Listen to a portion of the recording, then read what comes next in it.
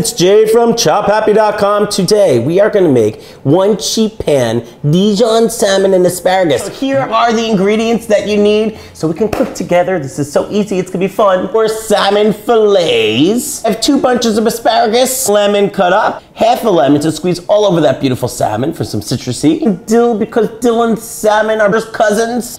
Tomatoes, salt and pepper, best friends forever. And Dijon to spread on top. And fruity olive oil. So, all I'm gonna do is throw this stuff right on the pan. Throw the tomatoes on the pan.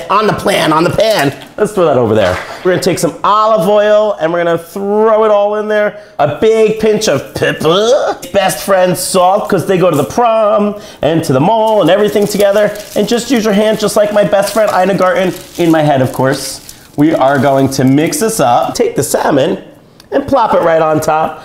Plop it on top, plop it on top. I'm gonna put some lemon on top. Salt and pepper. There we go. You just take Dijon mustard and you just swirl it right on top of there. Spread it right on top. Okay, so I'm gonna put this in the oven at 400 degrees for 15 to 17 minutes. Oh, you guys did a great job, Mr. Salmons. Look how the tomatoes got nice and caramelized, and then you can see the asparagus is perfectly cooked. Your family not go bonkers for this. Here we go. Oh my God, 15 minutes is perfect for that salmon. It's so juicy. And then that mustard, like I promised, gets all nice and deep wine flavor like it was cooking for hours.